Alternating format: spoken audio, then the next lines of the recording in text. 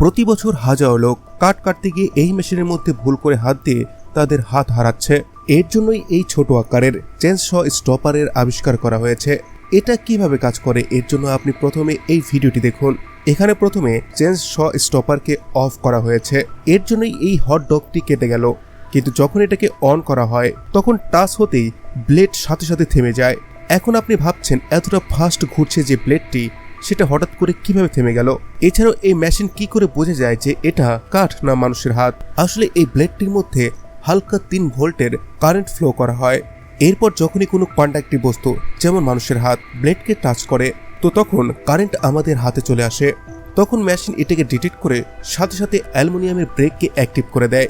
তখনই সেটা 100টা ব্লেডের সাথে সংঘর্ষ করে 4000 RPM থেকে 0 RPM এ চলে আসে। আর এটা হাতকে ডিটেক্ট করা থেকে শুরু করে স্টপারকে রিলিজ করা পর্যন্ত মাত্র 5 মিলি সেকেন্ডের সময় নেয়।